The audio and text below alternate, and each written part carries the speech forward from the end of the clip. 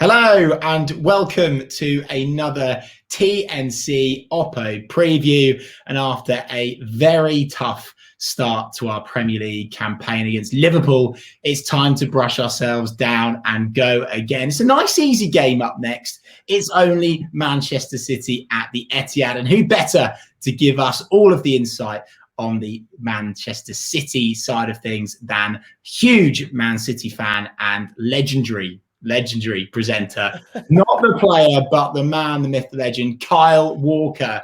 Kyle, how are you? And how are you feeling after that 1-0 loss to Spurs? I'm good. I mean, as a Manchester City fan, I've been through thick and thin. I've seen it all.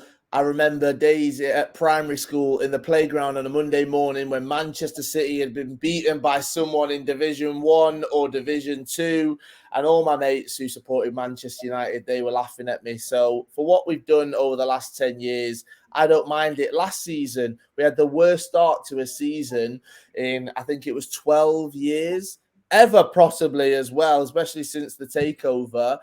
And we still managed to dominate. We still managed to win that Premier League. So losing one game against Spurs, yes, it wasn't the best fashion. Yes, there's been so much talk and speculation and links between the two clubs recently, which added to it. But ultimately, it's one game out of 38, and this team have got what it takes to bounce back.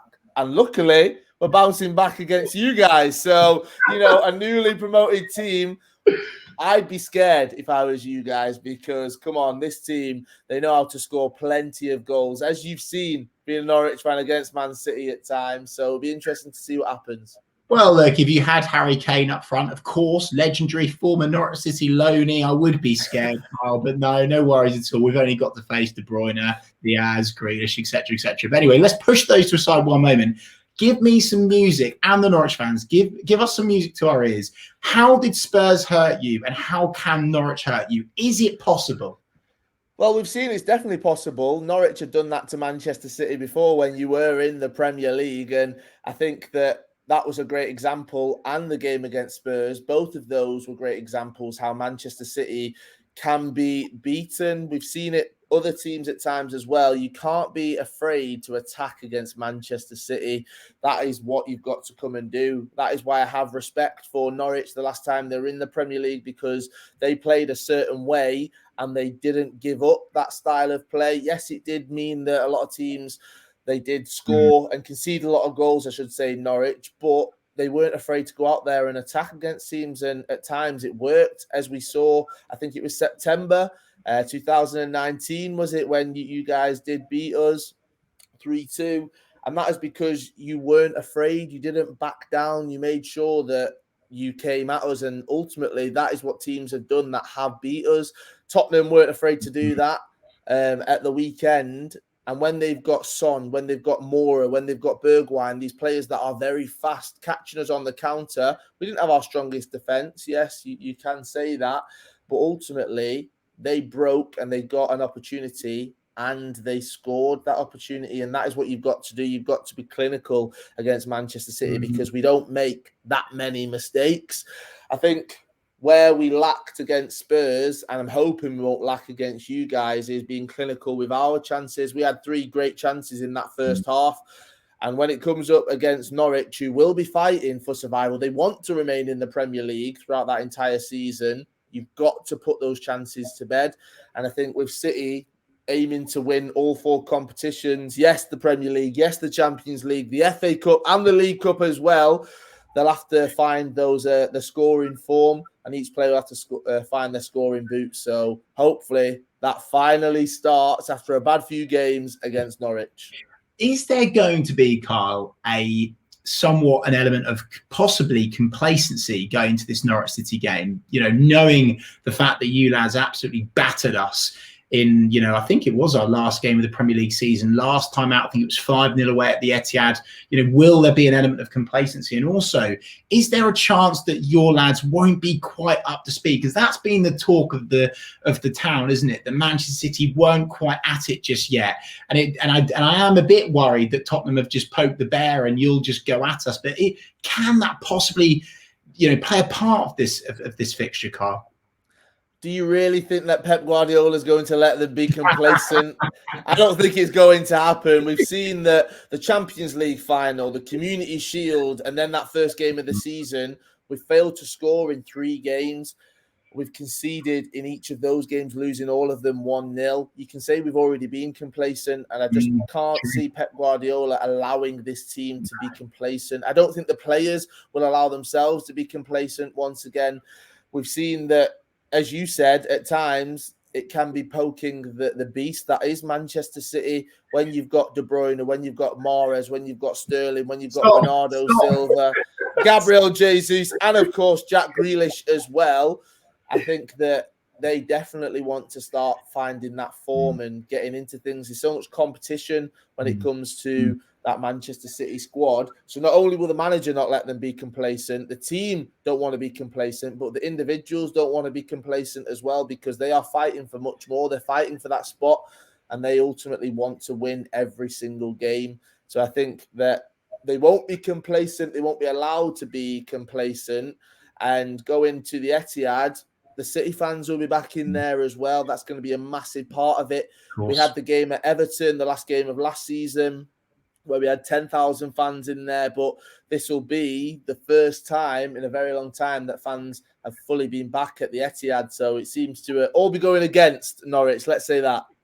No, fair play, mate. I'm all for seeing fans back, and I want you guys to have your moment, a very, special time at the Etihad, I'm sure. And you know what? And I'm genuinely not just saying this. I've said this on our TNC podcast before. I've got a lot of respect for Man City. Of course, it's now very much rags to riches, but just. I like where you've been, Main Road, a similar stature of club at that point. Of course, you'd won a lot more than us still, but similar size of stadium and supporters and the way that your club's growing. But the reason why I respect Man City is after that 3-2 game, which we'll go on to talk about, I'll never forget. It was probably the first moment ever where the away fans clapped the home fans. I think you boys were absolutely steamrolling it. And then we stopped you in your tracks and we derailed your Premier League campaign, I think it's fair to say, before Liverpool went on to win it. And I just remember the Man City fans standing there and just properly clapping the Norwich fans. And that's why I've got a lot of respect for Man City. But away from that, I actually also want to say, it's very interesting, Carl, the question before last, you said, Norwich, actually, the way that we can hurt Man City is by giving it a go and not fearing you. That's what we did at Carrow Road in that famous David versus Goliath win. That's what Tottenham did. And that's what we spoke about on our TNC podcast that came out yesterday, Carlos. We spoke about, actually, Norwich just need to treat this game as a free hit. Give it a go. Milo Rashica, Josh Sargent up front. Let's just give it a go and try and hit you guys on the break and go for pace, which is interesting. Kyle, you spoke about Jack Grealish. We can't not talk about him. £100 million footballer. You're now, I believe your squad against Spurs was over £1 billion. How do you feel with that? How do you feel as a Man City fan with that sort of price tag on your football club? And how do you feel about Jack Grealish joining? What's your expectation for him this season? People will always throw around those price tags. People always throw around the fees for the players, how much Pep has spent. Yeah. That will always be a talking point when it comes to Manchester City. But look at the success it's brought with us as well over the last 10 years. You can talk about all of those things, but we didn't have that. I didn't have that growing up. We were bought out as a club, and our owners, not only do they obviously fund that and we are able to have those players as well, but also the ownership model and the things that they brought to Manchester and to Manchester City. They are great owners. They've managed to build a sustainable club as well. Now, when we're talking about £100 million, that is a lot of money. So there's going to be a lot of expectations on Jack Grealish and this entire team and Pep Guardiola as well.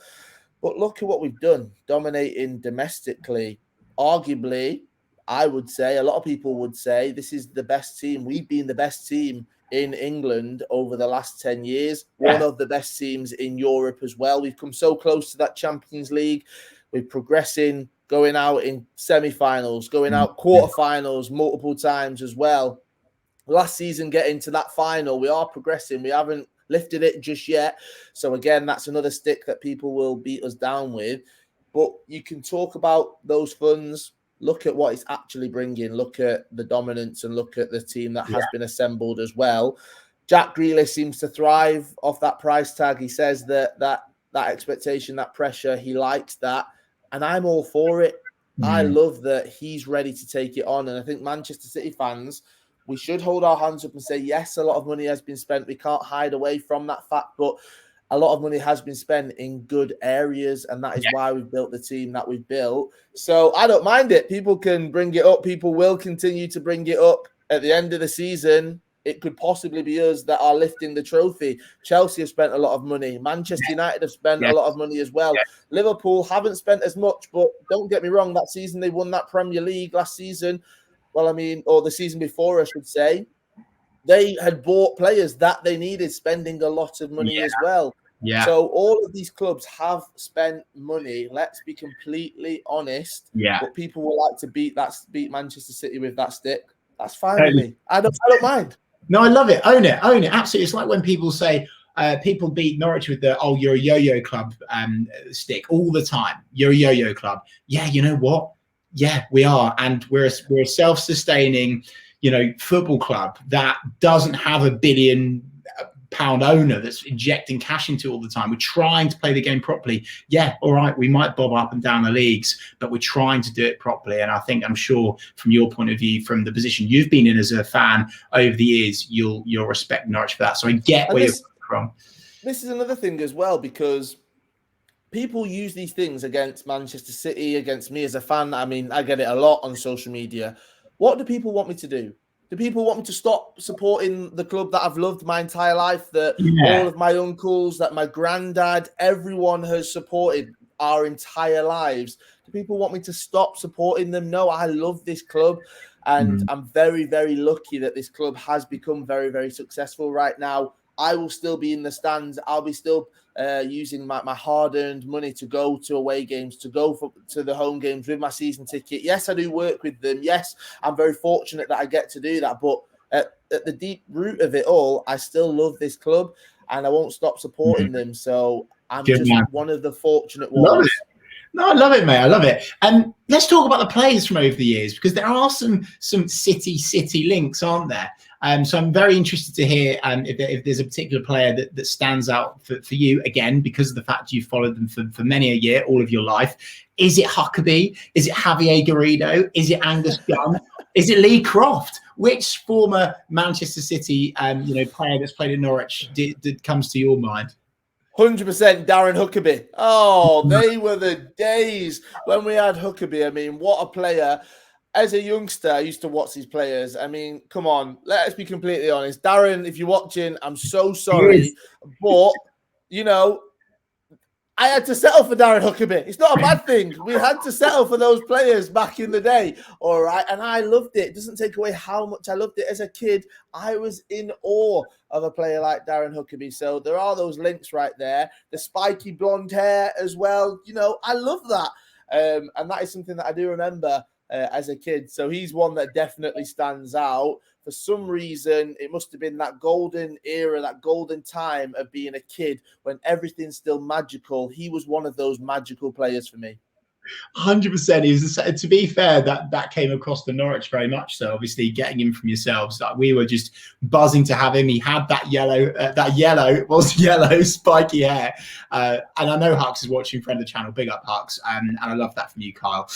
Okay, those are the Norwich players that have got Manchester City links. Now I want to talk about your favourite game. What's been your favourite game from over the years between us, Kyle? I mean, it lives very fresh in my memory. We briefly talked about it. But yeah, 5-0 towards the end of last season. Obviously, we'd had a terrible time with COVID, not having games on. And then the second half or last third, really, of that season comes back. And I was very, very fortunate that I got to be at the games. I got to be at some of those games. And after a long time, it was so strange to be there and to actually be in an empty stadium and to have no fans there at all. And obviously, it wasn't the best of seasons for us. It didn't end the way that we wanted. Liverpool, they were Premier League champions. But being there, restoring a little bit of faith, seeing what this City team can do, seeing how the attacking threat is still there as well. 5-0. I'm sorry to rub it in your face. You did beat us early in the season 3-2. Who cares about that? 5-0.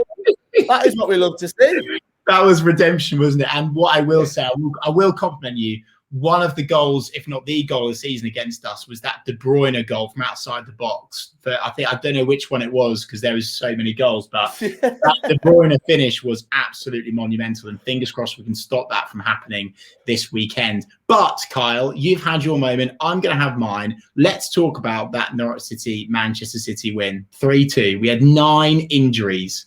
Come on, Kyle. Give us credit where credit's due. How did you feel as a Man City fan when that happened? Absolutely gutted. Not going to lie. No, yeah, I was. I definitely was. Again, you've just got to go. It was so early on in the season that there was still that hope there. There was still that faith there. Manchester City, we weren't up to that scratch that we had been in previous years, if we're being completely honest. And I feel like at times, were they complacent? Did it not go our way? Were we not a good enough team? Were we not clinical enough? There's all of these different things you could come up with, but ultimately Norwich came at us on the day they beat us. They would have been the better team, and you've got to give credit where it is due. Like you said, anyone can beat anyone in the Premier League at times, it feels, no matter how good you are, no matter the team you've built. That's what makes it one of the most exciting leagues in the world. So, yeah, hopefully it doesn't happen this weekend, but I'll give you credit for it happening so early on in that season, but not this season. I think it was the defence, wasn't it, Kyle? And, I don't want to pile in because it's never the right thing to do, but I thought Otamendi was particularly poor that day. Very poor. And I feel like you've solved that problem now. Yeah, definitely. I mean, Ruben Diaz and John Stones, they've stepped up to the plate. They've done exactly what is needed. I actually love Nicolas Otamendi. I think that he gets a hard time with some football fans, with Manchester City fans as well. On his day, does he fly into a tackle? Yes. Does he make some mistakes? Yes. Does he leave his teammates in the lurch at times? Yes, as well. But I love him because he gave his all. He was one of those players that was a warrior that wasn't afraid to fight and wasn't afraid to leave it all on the football pitch. And if that means at times he made mistakes, I'll sacrifice those mistakes. I'll take it, because having someone who fights for that badge that they're wearing on the chest, that means everything. Carl, you can come on more often, because I often say this, like, we need more passion in the game. Yeah. I love the personalities. I love the big tackles. I don't like this sterile, clean game. And fair play for you saying that. And I'm totally in agreement with you. Let's talk about head-to-head from over the years. Obviously, it's heavily weighted towards Manchester City. You guys have won against us 37 times. We've beaten you just 10. Let's hope that it's 11 after this weekend. We've drawn 23 times. So, Kyle, it's crunch time. No more messing around. I want your score prediction, but we do a bit differently here on Talk Norwich City. What is your head saying, and what is your heart saying? My head is saying 6-0 Manchester City. Oh, no, your head. That's what my head's saying. And my heart is saying 6-0 Manchester City. Yeah, no, okay. I don't want to be harsh. But we've seen this at times. I mentioned it before. Losing in the Champions League final, 1-0. Losing in the FA Community Shield, 1-0. Losing in the opening game of the season, 1-0. Someone's going to get whipped. Manchester City are due one of these whippings, which we've seen over the years. And without Sergio Aguero, yes, we've lost him. Yes, we've not got a recognised number 9, Gabriel Jesus. He even plays on the left. Ferran Torres, he can come into that role as well. Yeah. We've got some attacking threat, and Kevin De Bruyne came on for the last 30 minutes against Spurs. He's ready for a big game. Jack Grealish hopefully will be starting as well. Raheem Sterling, Riyad Mahrez, Bernardo Silva. I could go on and on and on. So, yeah, I'm hoping for a big scoreline. I'm sorry. I'm hoping for a big scoreline in City's favour. You've killed my expectations already. I mean, they were already pretty low. Well, I will tell you, Kyle, my head is saying 4-0 Man City. My heart is saying 1-1. And that's probably... We'll see what happens. Mine's going to get clipped up. When Norwich beat Man City 1-0, it's going to get clipped up this. So, yeah, it is what it is. I've gone with it. I've said it. Oh, mate, thank you so much for coming on and sharing your Manchester City insights with us today. I really, really appreciate it. Good luck, mate. Are you travelling to the game? Are you going to be there? Sadly not. No, sadly not. I'm actually going I'll take a few videos for you. I'll send them across to you. Don't worry about that. Yeah, of the Norwich goals. Of the Norwich. Yeah. Thank you so much, Carlo, and a massive thank you to all of the TNC subscribers, as always, for your continued support. If you are new to the channel, do hit that subscribe button. And if you've enjoyed this chat, hit the like button because it always helps. Fingers crossed, the next time I'll be talking to you guys is after another Premier League miracle. On the Ball City.